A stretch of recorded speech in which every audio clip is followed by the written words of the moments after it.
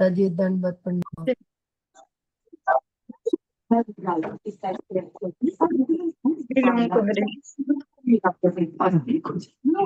राजानुलम्बितभुजो कनकावदात संकीर्तनकपितर कमलायताक्ष विश्वम्भरो द्विजवरो युगधर्मपालो वन्दे जगत्प्रियकरौ करुणावतार। हे कृष्ण करुणा सिंधो दीनबंधो जगत्पते गोपेश गोपिका कांत राधा कांत नमोस्तुते। तप्त कांचन गौरांगी राधे वृंदावनेश्वरी वृषभानुसुते देवी प्रणमामि हरिप्रिये। भक्त्या विहीना अपराधलक्षये क्षिप्ताश्च कामादितरङ्गमध्ये कृपामयि त्वां शरणं प्रपन्ना वृन्दे नुमस्ते चरणारविन्दम्। जय श्री कृष्ण चैतन्य प्रभु नित्यानंदा श्री अद्वैत गदाधर श्रीवासादि गौर भक्त वृंद। हरे कृष्ण कृष्ण कृष्ण हरे हरे, हरे राम राम राम हरे हरे। सर्वप्रथम भगवान के अभिन्न प्रकाश विग्रह श्री गुरुपाद पद्म पूज्यपाद दंडी स्वामी अष्टोत्तर सत श्री श्रीमद भक्ति प्रसाद विष्णु गोस्वामी गुरुदेव महाराज के पावन श्री चरण कमलों में असंख्य कोटि दंडवत ज्ञापित करते हुए उनकी अहेतुकी कृपा प्रार्थना करती हूँ। वे अपनी कृपा वर्षण करें जिससे निज कर्ता अभिमान भाव को छोड़कर एकमात्र उनकी वाणी के वाहक के रूप में अपना परिचय दे सकूं। परम गुरुदेव नित्य लीला पृष्ठों विष्णुवास श्रीमद भक्ति दैत माधव गोस्वामी महाराज परमेष्ठि गुरुदेव जगत गुरु भक्ति सिद्धांत सरस्वती गोस्वामी ठाकुर प्रभुपाद वह समस्त गुरु परंपरा जय युक्त हो। सपार्श श्रीमन नित्यानंद प्रभु श्री गौर हरि वृंदावन विहारी श्री राधा गोपीनाथ भगवान जय युक्त हो। वे हम सभी पर अपनी कृपा वर्षण करें जिससे भगवान के पवित्र नाम और हरि गुरु वैष्णव सेवा में हम सभी की रुचि उत्पन्न हो सके। आज हम श्रवण करेंगे ग्रंथराज श्रीमद् भागवतम के अंतर्गत नवम स्कंद हमारा चल रहा है और नवम स्कंद का 19वां अध्याय कल संपूर्ण हुआ। आज हम 20वें अध्याय को प्रारंभ कर रहे हैं। ओम नमो भगवते वासुदेवाय, ओम नमो भगवते वासुदेवाय, ओम नमो भगवते वासुदेवाय।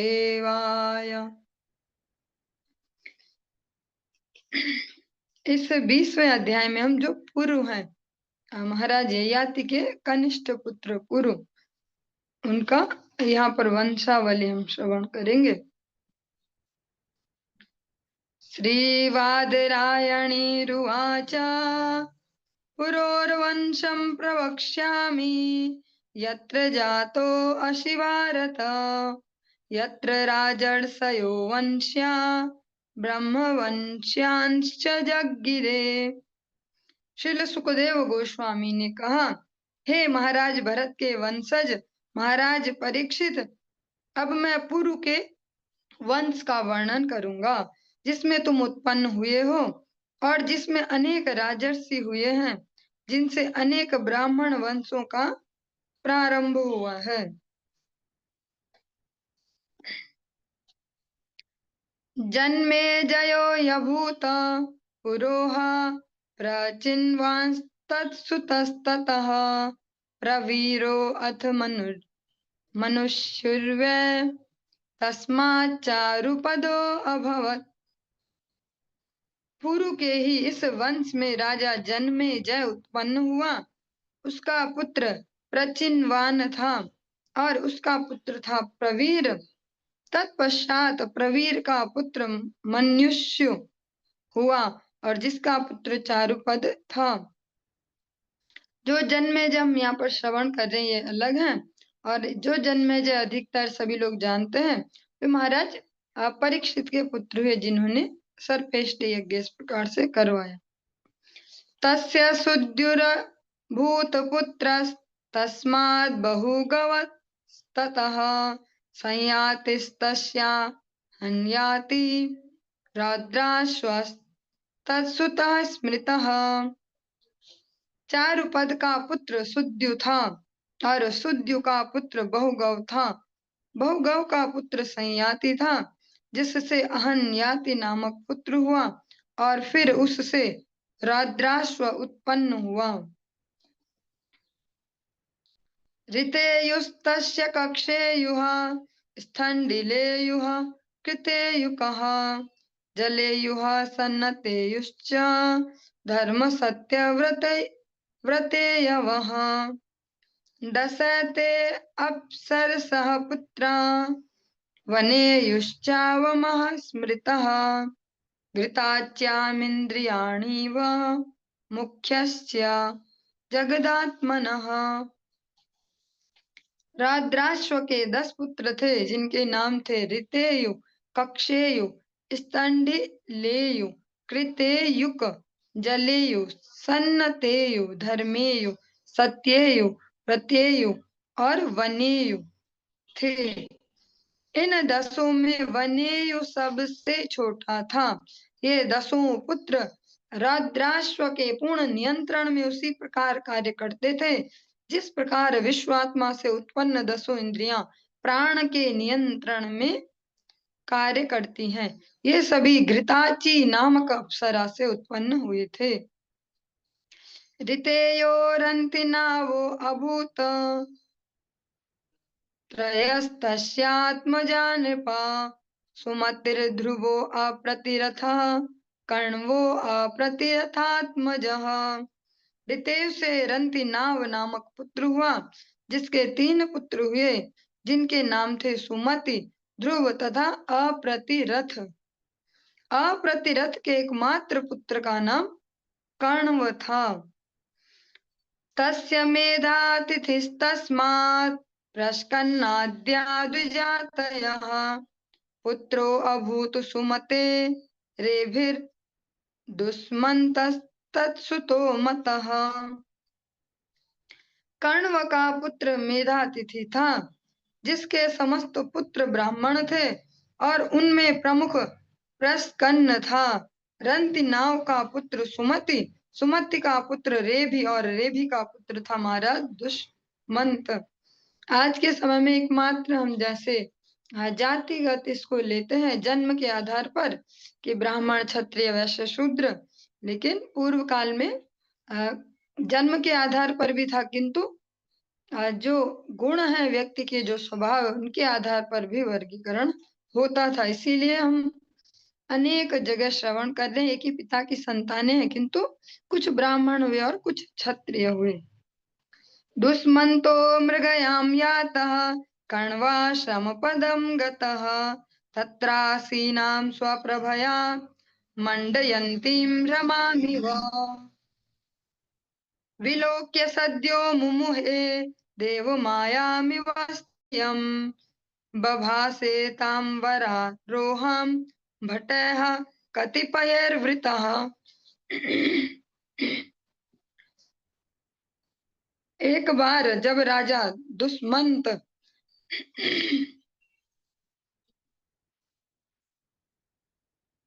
ये जो दुष्मंत नाम दिया गया, इनको हम सभी जानते दुष्यंत नाम से। एक बार जब राजा दुष्मंत शिकार करने जंगल गया और अत्यधिक थक गया, तो वह महाराज कण्व के आश्रम में जा पहुंचा। वहां उसने एक अत्यंत सुंदर स्त्री देखी जो लक्ष्मी के समान लग रही थी और वहां अपने तेज से संपूर्ण आश्रम को प्रकाशमान किए हुए बैठी थी। स्वाभाविक रूप से राजा उसके सौंदर्य से आकृष्ट हुआ। अतः वह अपने कुछ सैनिकों के साथ उसके निकट गया और उससे बोला। तद्दर्शन प्रमुदितः सन्निवृत्त परिश्रमः पप्रच्छ काम संतप्तः प्रहस्य लक्षणया गिरा। उस सुंदर स्त्री को देखकर राजा अत्यधिक हर्षित हुआ और आखेट भ्रमण से उत्पन्न उसकी संपूर्ण थकावट जाती रही। वस्तुतः वह कामेच्छाओं के कारण अत्यधिक आकृष्ट था। अतः उसने हंसी हंसी में उससे इस प्रकार पूछा। का त्वं कमलपत्राक्षी कस्यासि हृदयङ्गमे किंस्विच्चिकीर्षितं तत्र भवत्या निर्जने वने। हे सुंदर कमल से नयनों वाली, तुम कौन हो? तुम किसकी पुत्री हो? इस एकांत वन में तुम्हारा क्या कार्य है? तुम यहाँ क्यों रह रही हो? व्यक्तम राजन्यतनयां वेद्म्यहं त्वां सुमध्यमे न हि चेतः पौरवाणां धर्मे रमते क्वचित्। हे अतीव सुंदरी, मुझे प्रतीत होता है कि तुम किसी क्षत्रिय की पुत्री हो। चूंकि मैं पुरुवंशी हूँ, अतएव मेरा मन कभी भी अधार्मिक रीति से किसी वस्तु का भोग करने की चेष्टा नहीं करता। राजा, जो अपने वर्णाश्रम धर्मों को फॉलो करते हैं, उनका पालन करते हैं, वे कहते हैं अवश्य ही तुम एक क्षत्रिय कन्या हो, क्योंकि ऐसा नहीं हो सकता कि कोई अन्य वर्ण से कोई अन्य कन्या हो और उसके प्रति मेरे मन में एक स्वाभाविक आकर्षण उत्पन्न हो, क्योंकि मैं हमेशा धार्मिक नीतियों से ही अपने जीवन को चलाता हूँ। श्री शकुंतलोवाच विश्वामित्रात्मजैवाहं त्यक्ता मेनकया वने वेदैतद्भगवान् कर्णवो वीर किं करवाम ते। शकुंतला ने कहा, मैं विश्वामित्र की पुत्री हूँ। मेरी माता मेनका ने मुझे जंगल में छोड़ दिया था। हे वीर, अत्यंत शक्ति संपन्न संत कण्व मुनि इसके विषय में पर्याप्त जानते हैं। अब आप कहिए कि मैं आपकी किस प्रकार सेवा करूं। और जो महाराज दुष्यंत, जिनको दुष्मंत यहाँ पर कहा गया, उनका जो एक प्रकार का अनुमान था वो सत्य सिद्ध हुआ। जो शकुंतला है वो कन्या, हम सभी ने बचपन में पढ़ाई है, छोटी क्लासों में नैतिक शिक्षा या इस प्रकार की कक्षाओं में इस कहानी को। जो शकुंतला है वो कहती है कि मैं विश्वामित्र जी की पुत्री हूँ, जो वास्तव में जन्म से क्षत्रिय थे और कुछ वर्ष तक उन्होंने क्षत्रियों की भांति जीवन जिया था। बस जब चैलेंज के रूप में फिर वापस से ब्राह्मण प्रवृत्ति को धारण किया। और जो आश्यतां यरविन्दाक्ष गृह्यता मर्हणं च नः पूज्यतां सन्ति निवारा उष्यतां यदि रोचते।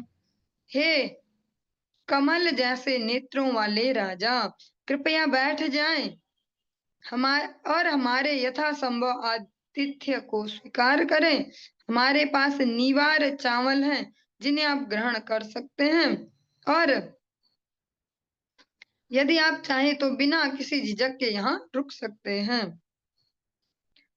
श्री दुष्मंत उवाच उपपन्नमिदं शुभ्रू जातायाः कुशिकान्वये स्वयं हि वृणुते राज्ञां कन्यकाः सदृशं वरम्। राजा दुष्मंत ने उत्तर दिया, हे सुंदर भौहों वाली शकुंतला, तुमने महर्षि विश्वामित्र के कुल में जन्म लिया है और तुम्हारा आतिथ्य तुम्हारे कुल के अनुरूप है। इसके अतिरिक्त राजा की कन्याएं सामान्यतया अपना वर स्वयं चुनती हैं।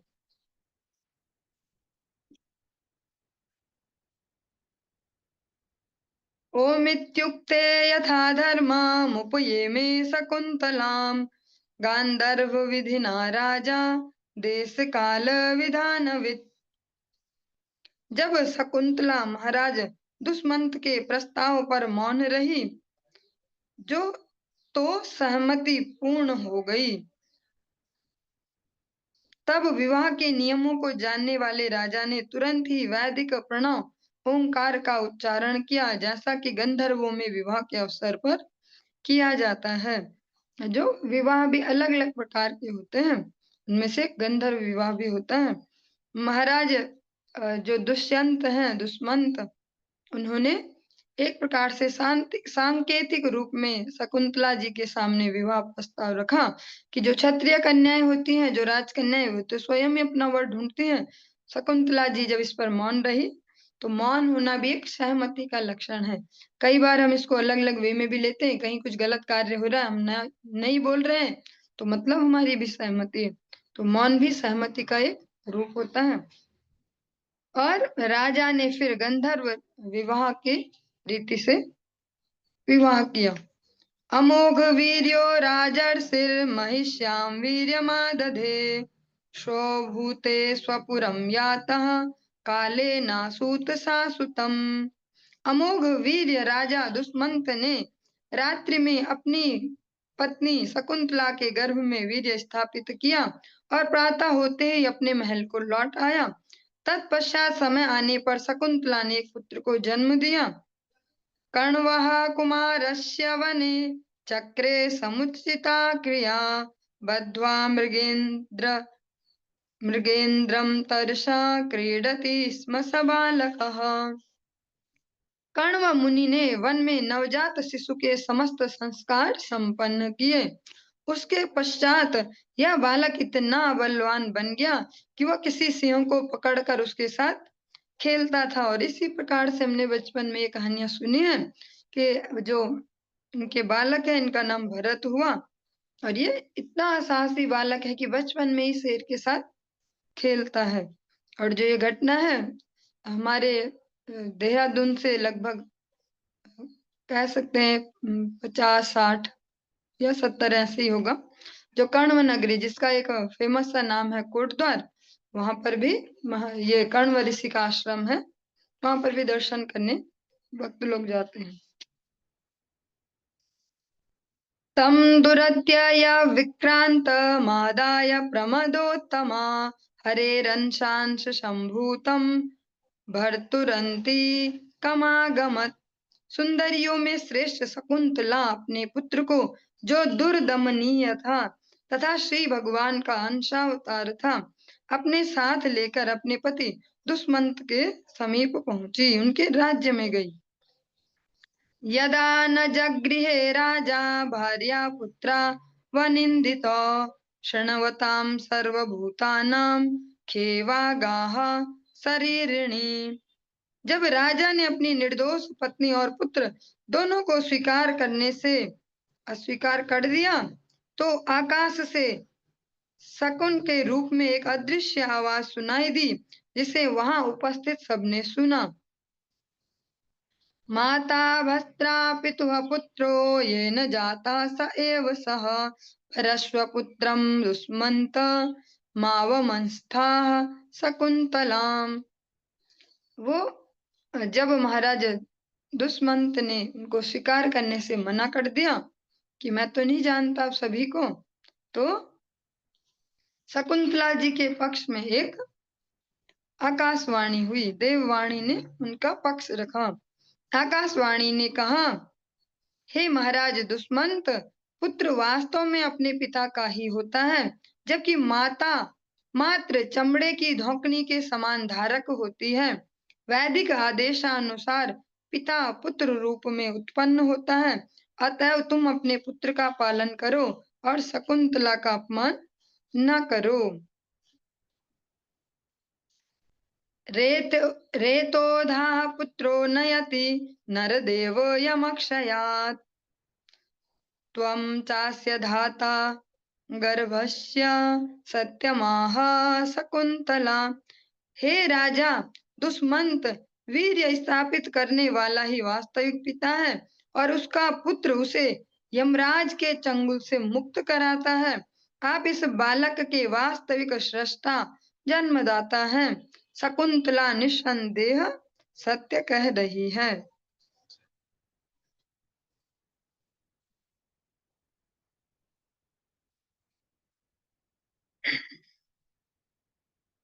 पितर्युपरते सोऽपि चक्रवर्ती महायशाः महिमा गीयते तस्या हरेरंस भुवो भुवि। श्रील सुखदेव गोस्वामी ने कहा, जब महाराज दुष्मंत इस पृथ्वी से प्रयाण कर गए तो उनका पुत्र सातों द्वीपों का स्वामी चक्रवर्ती राजा बना। वह इस संसार में श्री भगवान का अंशावतार बतलाया जाता है।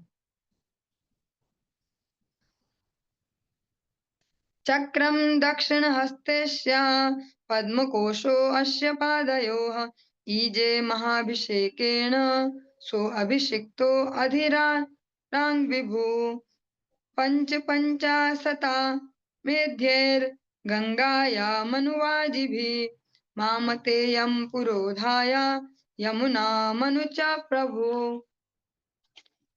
अष्टसप्तति मेध्याश्वान् बबन्ध दद्वसु भरतस्य हि दस्मन्तेर अग्निः साची गुणे चितः शास्त्रं बद्वसो यस्मिन् ब्राह्मणागा विभेजिरे। दुष्यंत पुत्र महाराज भरत के दाहिने हाथ की हथेली पर भगवान श्री कृष्ण के चक्र का चिन्ह था और उसके पैरों के तलवों में कमल कोष का चिन्ह था। वे महान अनुष्ठान के द्वारा पूर्ण पुरुषोत्तम भगवान की पूजा करके संपूर्ण विश्व के अधिपति और सम्राट बन गए। तब उन्होंने मामतेय अर्थात भृगु मुनि के पौरोहित्य में गंगा नदी के तट पर गंगा के अंतिम स्थान से लेकर उद्गम तक 55 अश्वमेध यज्ञ किए। इसी प्रकार यमुना नदी के तट पर प्रयागराज के संगम से लेकर उद्गम स्थल तक 78 अश्वमेध यज्ञ किए। उन्होंने सर्वोत्तम स्थान पर यज्ञ की अग्नि स्थापित की और अपनी विपुल संपत्ति ब्राह्मणों में वितरित कर दी। उन्होंने इतनी गायें दान में दी कि हजारों ब्राह्मणों में से प्रत्येक को एक बद्ध, और जो ये बद्ध दिया गया शब्द, जैसे हम किलो कहें या संख्याओं में कुछ कहते हैं, ऐसे अलग अलग जो बद्ध है, इसके जो मेजरमेंट है वो है 13,084। इतनी गायें अपने हिस्से में मिली। एक एक ब्राह्मण को इतनी गायें मिली और हजारों ब्राह्मणों को।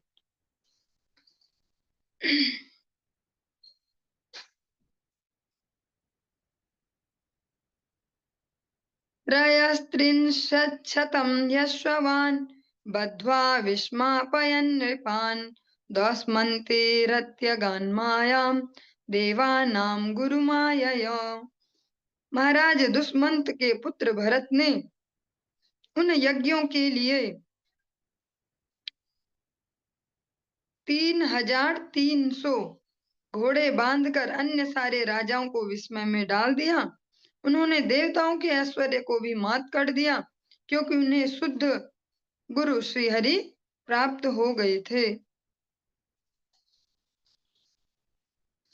मृगा शुक्लदत्तः कृष्णान् हिरण्येन परिवृतान् अदात कर्मणि मशनारे नियुतानि 14। जब महाराज भरत ने मशनार नामक यज्ञ या मशनार नामक स्थान में यज्ञ, दोनों इसके अर्थ हो सकते हैं, संपन्न किया तो उन्होंने दान में 14 लाख श्रेष्ठ हाथी दिए, जिनके दांत सफेद थे और शरीर काले थे और जो सुनहरे आभूषणों से ढके थे। भरतस्य महत्कर्म न पूर्वे न परे नृपाः नैवा पुनः पुनर्नैव प्राप्स्यन्ति बाहुभ्याम त्रिदिवम यथा। जिस प्रकार कोई व्यक्ति मात्र अपने बाहुबल से स्वर्ग नहीं पहुंच सकता, क्योंकि अब भुजाओं को अगर खड़ा करे तो कितनी लंबी हो पाएंगी, कैसे स्वर्ग तक पहुंच पाएंगे, और न अपने जड़ प्रयासों से।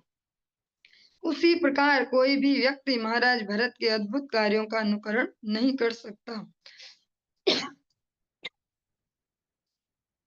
हरि बोल। कोई न तो भूतकाल में ऐसा कर सका है, न ही भविष्य में कोई ऐसा कर सकेगा।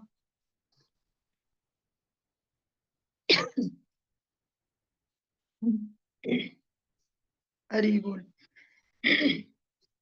किरात हूणान यवनान पौंड्रान ककान खसाच्छकान अब्राह्मण्य निपांश्चाहन मल्ले छान दिग्विजये अखिलान।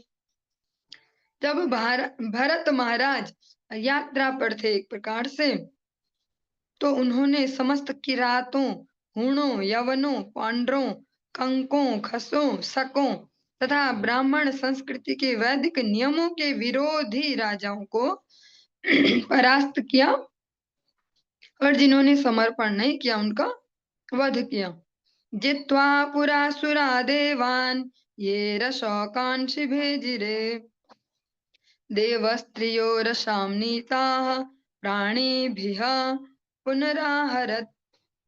प्राचीन काल में समस्त असुरों ने देवताओं को जीतकर रसातल नामक अधोलोक में शरण ले रखी थी। वे समस्त देवताओं की स्त्रियों एवं कन्याओं को भी वहीं ले आए थे, किंतु भरत महाराज ने इन सभी स्त्रियों को उनके संगियों सहित असुरों के चंगुल से मुक्त किया और उन्हें देवताओं को वापस कर दिया।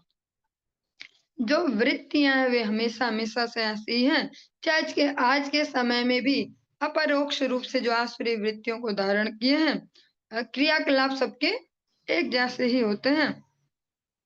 और जब भी कहीं पर हम ऐसा सुन रहे हैं, चाहे महाराज भरत हो, परशुराम जी, अलग अलग प्रसंगों में, कि उन्होंने प्राण दंड दे दिया जो संस्कृति को पालन नहीं करते, जो वैदिक नियमों को। आज के परिप्रेक्ष्य में अगर हम इसको देखते तो लगता है कि कैसे मारा होगा, इतने लोगों को कैसे मार देते हैं ऐसा। लेकिन नीति का भी ये नियम है कि अगर एक व्यक्ति की मृत्यु से पूरा गांव रक्षित हो सकता है तो एक व्यक्ति का वध कर दिया जाना चाहिए।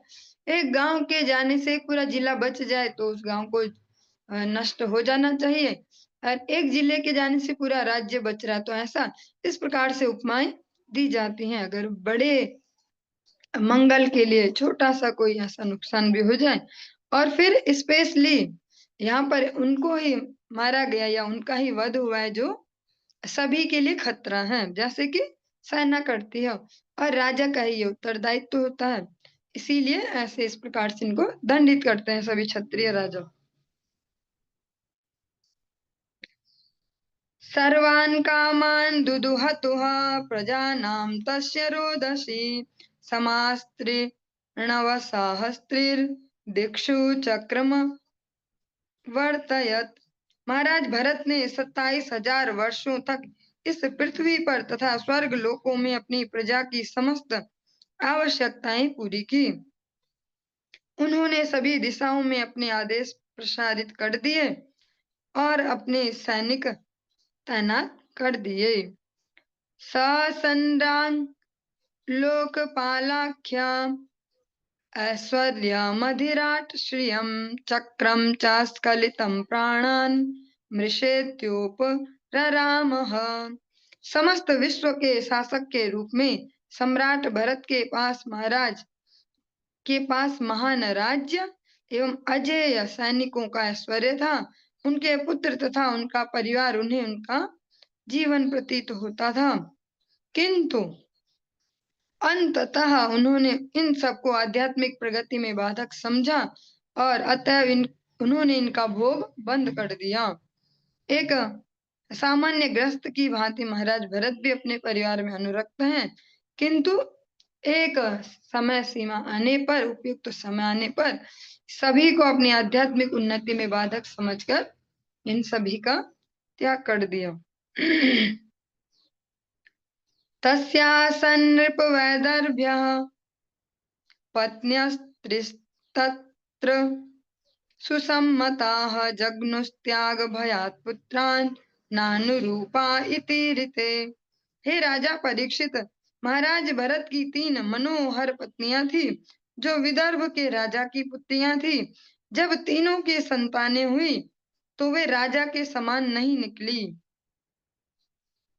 अतएव इन पत्नियों ने यह सोचकर कि राजा उन्हें कृतघ्न रानियां समझकर त्याग देंगे, उन्होंने अपने अपने पुत्रों को मार डाला। थोड़ा सुनने में हार्श से फीलिंग आती है, ऐसा कैसे हो सकता है? और क्या जो संतानें होती हैं वो पिता का प्रतिबिंब होते हैं गुणों में, और जो रानियां हैं जब वो इस प्रकार से उन्होंने नहीं देखा कि राजा के समकक्ष होंगे, तो उन्हें अपने आप से ही लगा कि राजा कहीं ये ना सोचे हम कृतघ्न हैं, हमने उनका सही उपकार नहीं किया, तो अपने संतानों को उन्होंने स्वयं से ही मार दिया। और जब हम विश्व के इतिहासों को श्रवण करते हैं, जिसको आज ग्रीस हम कहते हैं, इधर ग्रीस इजिप्ट इधर, वहां पर अब तो पता नहीं अब चलता है कि नहीं, पर वहां पर भी प्राचीन काल में इस प्रकार से देखा जाता था कि कोई भी बच्चा जन्म ले तो उसको चेक किया जाता था फिजिकली सब ठीक है कि नहीं, रिएक्ट ठीक से कर रहा है कि नहीं। अगर बिल्कुल स्वस्थ है तो जीने का अधिकार है, और अगर थोड़ा इधर उधर है तो वहां पर एक पहाड़ी होती है, अभी नाम याद नहीं है क्लियरली, अभी नाम ठीक से याद नहीं, उस पहाड़ी से उन बच्चों को फेंक देते थे कि ये फिर से जन्म ले लें, अगर ये ऐसे अस्वस्थ और इस प्रकार से दूसरों पर डिपेंड जीवन रहेगा, उससे बढ़िया इनको मृत्यु दे दी जाए। इसी कलयुग में और यही इसी धरती पर अभी तक भी ये चलता था, अब पता नहीं चलता कि नहीं। तस्यैवं वितथे वंशे तदर्थं यजतः सुतं मरुत्स्तोमेन मरुतो भरद्वाजमुपाददुः। संतान हेतु जब राजा का प्रयास इस प्रकार विफल हो गया, तो उन्होंने पुत्र प्राप्ति हेतु मरुत स्तोम नामक यज्ञ किया। समस्त मरुत गण उनसे पूर्णतया संतुष्ट हो गए, तो उन्होंने उसे भरद्वाज नामक पुत्र उपहार में दिया। अंतर्वत्न्यां भ्रातृपत्न्यां मैथुनाया बृहस्पतिः प्रवृत्तो वारितो गर्भं सप्त्वा वीर्यमुपासृजत्। बृहस्पति देव ने अपने भाई की पत्नी पर मोहित होने पर, उसके गर्भवती होने पर भी उससे विषय भोग करना चाहा। वो गर्भावस्था में थी, और फिर भी अनीतिपूर्ण है कि अपने भाई की पत्नी से इस प्रकार व्यवहार करना। उसके गर्भ के अंदर के पुत्र ने मना किया, और जो गर्भस्थ शिशु है वो भी इतना संवेदनशील है। समय के साथ साथ जैसे जैसे समय परिवर्तित हो रहे हैं, कलिकाल में तो बिल्कुल भी नहीं कहा जा सकता इनमें से कोई सा भी नियम, अलग अलग प्रकार से मनमर्जी से जीवन चल रहे हैं। लेकिन जो गर्भस्थ शिशु है उसने भी यहाँ पर मना किया। ऐसे अनेक अनेक गर्भस्थ शिशुओं की हम कथाएं सुनते हैं। अष्टावक्र भी उनमें से एक है, कि गर्भ के अंदर से इतने एक्टिव हैं कि पिताजी के गलत उच्चारण को लेके वहीं से उनको जवाब देते हैं, और पिताजी भी गुस्सा हो जाते हैं कि इतना धूर्त है तू, अभी से जुबान लड़ा रहा मेरे साथ, ऐसे मेरी कमियां गिना रहा। तो उनके माता के घर पे प्रहार करते हैं कि इस मूर्ख को अभी मारता हूँ। तो इस प्रकार से 8 जगह से वक्रता उनमें आ गई। लेकिन बृहस्पति ने उसे श्राप दे दिया और बलात् उनके गर्भ में वीर्य स्थापित कर दिया। त्यम त्यक्तु कामां ममतां भर्तुस्त्याग विशंकितां नाम निर्वाचनम तस्या श्लोकमेनं सुराजगुः। जो वो स्त्री है उनका नाम है ममता, अत्यंत भयभीत थी कि अवैध पुत्र उत्पन्न करने के कारण उसका पति उसे छोड़ सकता है। अतः उसने बालक को त्याग देने का विचार किया, लेकिन तब देवताओं ने उस बालक का नामकरण करके सारी समस्या हल कर दी। मूढ़े भरद्वाजमिमं भरद्वाजं बृहस्पते या तो यदुक्त्वा पितरो भरद्वाजस्तस्त्वयम्। बृहस्पति ने ममता से कहा, अरे मूर्ख, यद्यपि यह बालक अन्य पुरुष की पत्नी और किसी दूसरे पुरुष के वीर्य से उत्पन्न हुआ है, किंतु तुम इसका पालन करो। यह सुनकर उनकी पत्नी ने उत्तर दिया, अरे बृहस्पति, तुम इसको पालो। ऐसा कहकर वो दोनों ने ही उनको छोड़ दिया। इस प्रकार बालक का नाम भरद्वाज पड़ा। चोद्यमाना सुरैरेवं मत्वा वितथ मात्मजं व्यासृजन् मरुतो अबिभ्रन् दत्तोऽयं वितथे अन्वये। यद्यपि देवताओं ने बालक को पालने हेतु प्रोत्साहित किया था, किंतु माता ने अवैध जन्म के कारण उस बालक को व्यर्थ समझकर उसे छोड़ दिया। फल स्वरूप मरुतगण देवताओं ने बालक का पालन किया और जब महाराज भरत संतान के अभाव से निराश हो गए तो उन्हें यही बालक पुत्र के रूप में भेंट किया गया।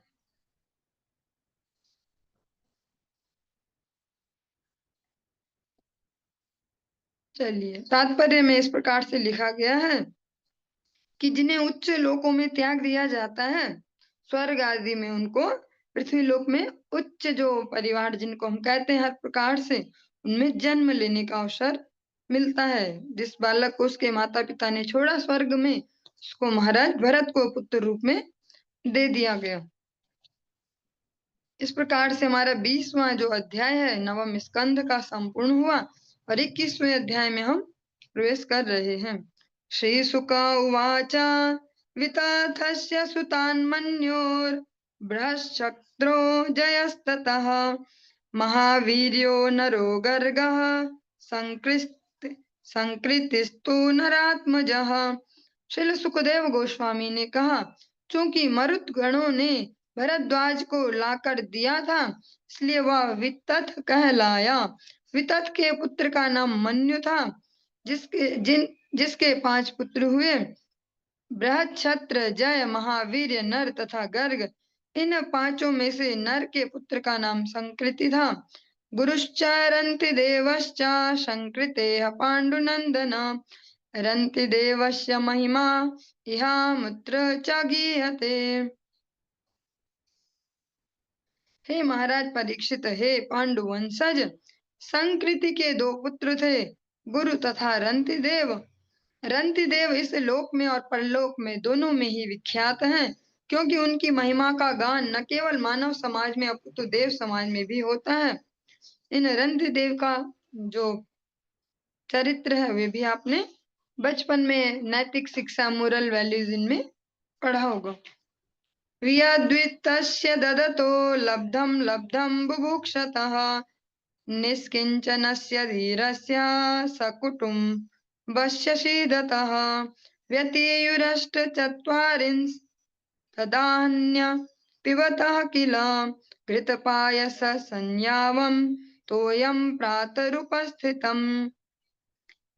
कृच्छ प्राप्त कुटुम्बस्य श्रुत्र भयाजात वे पथोः अतिथिर्ब्राह्मणः काले भोक्तु कामस्य चागमत्।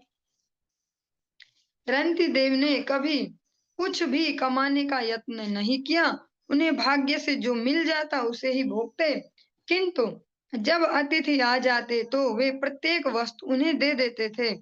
इस प्रकार उन्हें और उनके साथ उनके परिवार के सदस्यों को बहुत कष्ट उठाना पड़ा। वे तथा उनके परिवार के लोग अन्न तथा जल के अभाव से कांपते रहते थे, फिर भी रंतिदेव धीर बने रहते। एक बार 48 दिनों तक उपवास करने के पश्चात 48 डेज रंतिदेव को प्रातः काल थोड़ा सा जल तथा घी और दूध से बने कुछ व्यंजन प्राप्त हुए, किंतु जब वे और उनके परिवार वाले भोजन करने ही वाले थे तो एक ब्राह्मण अतिथि आ पहुंचा। तस्मै संव्यभजत सो अन्नम अधृत्य श्रद्धयान्वितः हरिं सर्वत्र संपश्यन् स भुक्त्वा प्रययो द्विजः। चूंकि रंतिदेव को सर्वत्र एवं प्रत्येक जीव में श्री भगवान की उपस्थिति का आभास होता था, अतः वे बड़े ही श्रद्धा सम्मान से अतिथि का स्वागत करते और उसे भोजन का एक अंश देते थे। उस ब्राह्मण अतिथि ने अपना भाग खाया, फिर चला गया। अथान्यो भोक्ष्यमाणस्य विभक्तस्य महीपतेः विभक्तं व्यभजत तस्मै वृषलाय हरिं स्मरन्। तत्पश्चात शेष भोजन को अपने परिवार वालों में बांट देने के पश्चात रंतिदेव अपना भाग ग्रहण करने जा ही रहे थे कि एक शूद्र अतिथि वहां आ गया।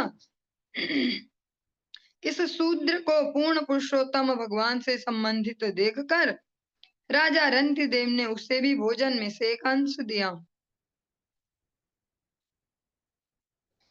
या ते शूद्रे तमन्यो अगादतिथि स्वभिरावृतः राजन्मे दीयतामन्नम सगणाय बुभुक्षते।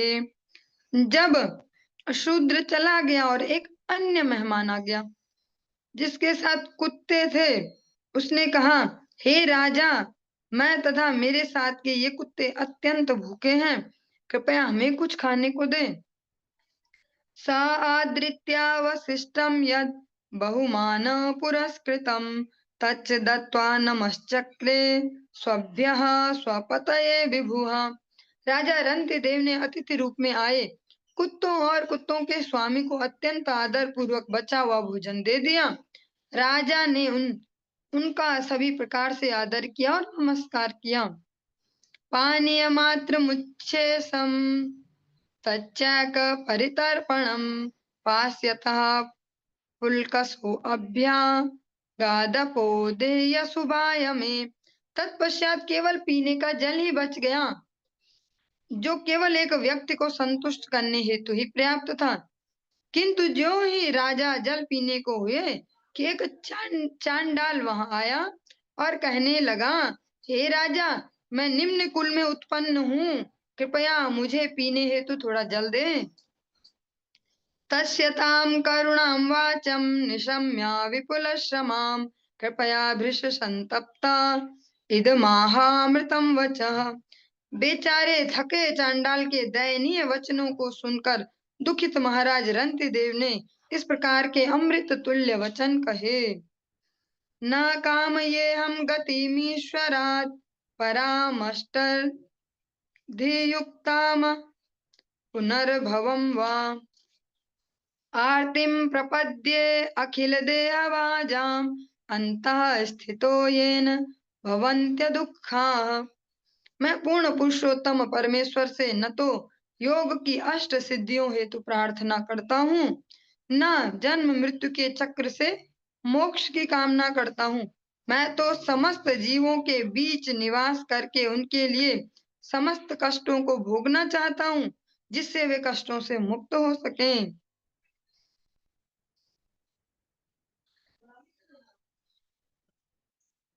जो भगवत भक्त होते हैं वे इसी प्रकार की भावना रखते हैं, पर दुखी दूसरों के दुखों को दुखी हो जाते हैं। जो महाराज रंतिदेव हैं वे यही कहते हैं कि मुझे कुछ भी नहीं चाहिए भगवान से, ना मोक्ष चाहिए ना सिद्धियां चाहिए। मैं चाहता हूँ कि मैं जनमानस के मध्य रहकर उनके कष्ट मैं भोगूं और वे सुखपूर्वक रहें। श्रुत्रिट श्रमो गात्र परिभ्रमश्च दैन्यं क्लमः शोक विषाद मोह सर्वे निवृत्ताः कृपणस्य जन्तोर् जिजीविषोर्जीव जलार्पणान् में। जीवन हेतु संघर्ष करते हुए बेचारे चांडाल की जान बचाने हेतु अपना जल देकर मैं संपूर्ण भूख प्यास थकान शरीर कंपन खिन्नता क्लेश संताप तथा मोह से मुक्त हो गया हूँ। इति प्रभाष्य पानीयं म्रियमाणः पिपाशया पुल्कषायाद दाधीरो निसर्ग करुणो नृपः। इस प्रकार कहकर प्यास के मारे मरणासन्न राजा रंतिदेव ने बिना किसी हिचक के अपने हिस्से का जल चांडाल को दे दिया। क्योंकि राजा स्वभाव से अत्यंत दयालु तथा गंभीर थे। तस्या त्रिभुवनाधीशा फलदाह फलमिच्छताम् आत्मानं दर्शयाम चक्रुम माया विष्णु विनिर्मिता। तत्पश्चात लोगों को इच्छित फल देकर उनकी समस्त भौतिक इच्छाओं को पूरा करने वाले ब्रह्मा तथा शिव जैसे देवताओं ने राजा अरंति देव के समक्ष अपना स्वरूप प्रकट किया, क्योंकि वे ही ब्राह्मण शूद्र चांडाल इत्यादि के रूप में उनके समीप आए थे। सवैतेभ्यो नमस्कृत्य निःसंगो विगत स्पृह वासुदेवे भगवती भक्त्या चक्रे मनः परम। राजा अरंत देव को देवताओं से किसी प्रकार का भौतिक लाभ प्राप्त करने की कोई आकांक्षा न थी। उन्होंने उन्हें प्रणाम किया, किंतु भगवान श्री विष्णु अर्थात पूर्ण पुरुषोत्तम भगवान वासुदेव में अनुरक्त होने के कारण उन्होंने अपने मन को भगवान श्री विष्णु के चरण कमलों में स्थिर कर लिया। ये महाराज रंति देव का ये प्रसंग हो, चाहे बहुत ही संवेदनशील जड़ भरत जी का प्रसंग हो, जहाँ पर स्पष्ट भद्रकाली उनके समक्ष अपने विग्रह को फाड़ कर प्रकट होती है, उनकी रक्षा करती हैं, अपने ही भक्तों का वध उनके सम्मुख कर डालती हैं। हाँ, तुरंत तुरंत बहुत ही शीघ्रता से। वहां पर भी जो जड़ भरत जी है, उनका जो अन्या विलासिता शून्य वाला जो गुण है, हाँ, एकमात्र भगवान का आश्रय लेना, वो उसमें कोई विक्षोभ उत्पन्न नहीं हुआ। महाराज रंति देव भी देखते, अच्छा शिव जी ब्रह्मा जी ये वाले देवता सब आ गए, तो ये नहीं है कि हाँ जी अच्छा बस हम आपके ही हो गए, आपको प्रणाम है, किंतु हृदय श्री भगवान को ही समर्पित है। और उन्होंने भगवान के ही चरणों में अपने मन को स्थिर किया। नरोत्तम दास ठाकुर जी के एक कीर्तन की कुछ पंक्तियां यहाँ पर दी गई। अन्य देवाश्रय नाई तुम्हारे कहिनो भाई ए भक्ति परम करण। जो भगवान की शुद्ध भक्ति को प्राप्त करना चाहते हैं, जैसा सुनते आते हैं ना, शुद्ध भक्ति शुद्ध भक्ति शुद्ध भक्त होते हैं, तो जो करना चाहते हैं उनके लिए बहुत स्ट्रांग कंडीशन भी है कि अन्य विलास छोड़ दें, अन्यों से अपेक्षा छोड़ दें, एकमात्र भगवान से अपेक्षाएं बांधें। और जो शुद्ध भक्त होते तो भगवान से भी अपेक्षा नहीं बांधते, यही कहते जैसा आपको ठीक लग रहा, जिसमें आपकी प्रसन्नता वो करो, हमारा जो होगा आपकी प्रसन्नता के रास्ते में देख लेंगे। हाँ, लेकिन स्पष्ट ये तो कहा ही गया कि अन्यों से फिर वर लेने वाली जो है ना चालाकी, उसको छोड़ दें। इसको प्रैक्टिकली कैसे करेंगे? अब ये वाला त्योहार आया, वो वाला त्योहार, ये जल्दी खुश हो जाते हैं इस समय, ऐसा करने से वो वैसा करने से। हाँ, और अब इनसे मांगते हैं, अभी ना मेरा रिजल्ट आने वाला, तो शिव जी पे थोड़ा सोमवार को जाऊं, बेलपत्ते चढ़ाऊं, हे भोलेनाथ अच्छे मार्क्स आ जाएं। ऐसा बच्चे हम भी बचपन में करते थे, इसलिए यही एग्जाम्पल दे रही हूँ। ऐसा ही, और कभी कुछ गड़बड़ है तो माता रानी बचा देगी बचा देगी, ऐसे क्लास में पहुंचते ही जय माता दी लिखना शुरू, इतनी बार लिख देंगे तो आज डांट नहीं पड़ेगी, ऐसा ऐसा। लेकिन समय के साथ साथ भगवत कृपा से, गुरु वैष्णव कृपा से अपने मन को स्थिर करके एकमात्र भगवत आश्रय को ही लेना होता है, अन्य अभिलाषाएं छोड़नी होती हैं। भगवान श्री कृष्ण अपने शब्दों में, हाँ, अपनी भाषा में इसको भगवत गीता में कहते हैं, कामस्तते अभृत ज्ञाना प्रपद्यन्ते अन्य देवता। जिनकी बुद्धि भौतिक कामनाओं द्वारा अपहरण कर ली गई है, किडनैप हो गई है, जिनकी बुद्धि भौतिक कामनाओं के द्वारा, वे अन्य अन्य देवों की शरणों में जाते हैं। हाँ, और उसी प्रकार से उनका फिर जीवन चलता है। तो यहाँ पर महाराज रंत देव एकमात्र भगवत आश्रय ही लेते हैं, जबकि उनके समक्ष सभी देव, जो देव पुरुष हैं, सभी खड़े हैं, सभी तैयार हैं कि मांगो मांगो क्या चाहिए, फिर भी एकमात्र भगवान की ही शरण लेते हैं।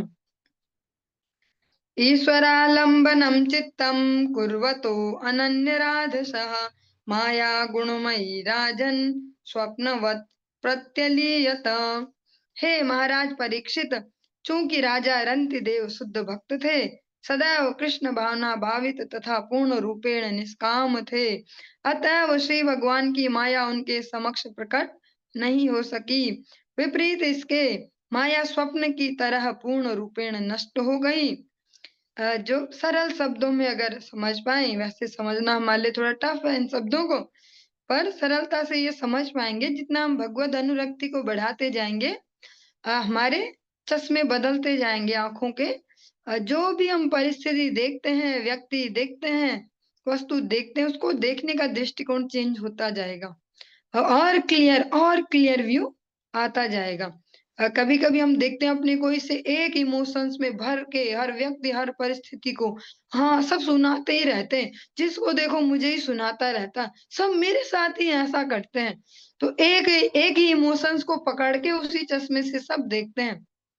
किंतु जब भगवत भक्ति में स्थिर होते जाते हैं, तो सही दृष्टिकोण हमारा प्रकट होते जाएगा। हमारा हर परिस्थिति, व्यक्ति, वस्तु को देखने का, इस भौतिक प्रकृति को समझने का नजरिया बदलते जाएगा।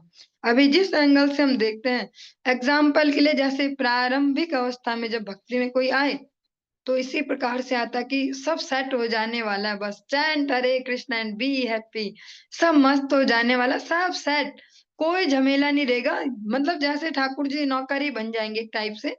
ऐसा हम सोचते नहीं है ये वर्ड कि भगवान नौकर बन जाएगा। हम सोचते कि भगवान जी सब ठीक कर देंगे, पर अपरोक्ष रूप में यही उसमें बहाना है। और ये मेरे शब्द नहीं है, जगत गुरु भक्ति सिद्धांत सरस्वती गोस्वामी ठाकुर प्रभुपाद जी कहते हैं, हर व्यक्ति भगवान को नौकर बनाने में व्यस्त है, या स्वयं को छोटा कृष्ण बनाना चाहते हैं। ये बहुत हैवी हैवी से वर्ड है हमारे समझने के लिए। फिर भी गुरु वैष्णव के पास इस जीवन के रहते रहते समझ लेंगे तो हमारे लिए बहुत ही फायदेमंद रहेगा, लाभप्रद रहेगा। और प्रारंभिक अवस्था में लगता है सब सेट हो जाने वाला, इसलिए भक्ति में आते हैं। और ऐसा ही कहा भी जाता है, सर्वात्म स्नापनम परम विजयते, श्री कृष्ण संकीर्तनम। उसके अलग अलग मीनिंग निकाली जाती है, नए नए भक्तों को सुनाई जाती है। हाँ हाँ, बिल्कुल, ये भी और होता भी है। जिस भावना से हम भगवान की शरण लेते हैं, सभी भावनाएं भगवान पूर्ण करते हैं। पर धीरे धीरे जैसे सिंसियरिटी बढ़ती है, समझने लगते हैं कि ये जो कुछ भी है, ये तो प्रारब्ध से ऊपर नीचे जो भी होना होगा ही। अभी तो एकमात्र गोल है भगवत प्रसन्नता। हाँ, अभी तो वो बात ही नहीं हो रही। अभी तो हम व्यापार कर रहे हैं भगवान के साथ कि हम ना रोज 16 माला करते हैं, तो बदले में सब सेट कर देना आप हमारा। आज भी हमने 16 माला पूरी की और आज ये वाली 20 मन में ये पूरी कर देना। ऐसे धीरे धीरे समझ पाते हैं कि व्यापार से भगवान प्रसन्न नहीं होंगे। प्रथम श्रेणी में ठीक है, धीरे धीरे सीखते जाएंगे कि व्यापार नहीं। अब ठाकुर शब्द का अर्थ समझेंगे। ठाकुर मीन्स आप हमारे स्वामी हैं। ठाकुर जी बोलते हैं, पर ठाकुर जी मीन्स स्वामी। आप हमारे स्वामी हैं और नित्य स्वामी हैं, हम आपके नित्य दास हैं। तो नित्य स्वामी के सामने फिर डिमांड नहीं देनी होती। आज ना वो वाला बिल आया, थोड़े इतने पैसे दे दोगे आप, आज ऐसा आज वैसा कर दोगे। उन्हें तो पता ही है कि क्या क्या इसकी आवश्यकता है, क्योंकि नित्य दास है ना। एक दिन के हो, 2 दिन के हो, तो अभी तक व्यवहार पता नहीं है, स्वभाव पता नहीं, आवश्यकताएं पता नहीं। जब नित्य दास है तो उन्हें सब कुछ पता ही है कि इसका ऐसा ऐसा है, इसको ये चाहिए। योग क्षेमम वहाम्यम। हाँ, बहुत सुंदर तरीके से भगवान अपने ही मुखारविंद से कहते हैं, योग क्षेमम वहाम्यम, मैं सब वहन करता हूँ। अलग अलग शरीरों में जब हम थे, तब भी भगवान ने ही वहन किया। तो अभी एक्स्ट्रा टेंशन लेके ज्यादा फायदा नहीं है। तत्प्रसंगानुभावेन रन्ति देवानुवर्तिनः, अभवन् योगिनः सर्वे नारायण परायणाः। जिन लोगों ने राजा रंति देव के सिद्धांतों का पालन किया, उन सबको उनकी कृपा प्राप्त हुई और वे पूर्ण पुरुषोत्तम भगवान श्री नारायण के शुद्ध भक्त बन गए। इस प्रकार वे सभी श्रेष्ठ योगी बन गए। महाजना ये न गतो सपंथः। श्रेष्ठ भक्तों का अगर हम आचरण करने का प्रयास करेंगे, तो उनके जो गुण हैं, वो कुछ न कुछ मात्रा में हमारे जीवन में आएंगे। और वो कुछ मात्रा जिसको कह रहे हैं, वो इतनी ज्यादा होगी कि हमारे लिए बहुत ज्यादा होगी। फिर हमें और कुछ चाहिए नहीं होगा।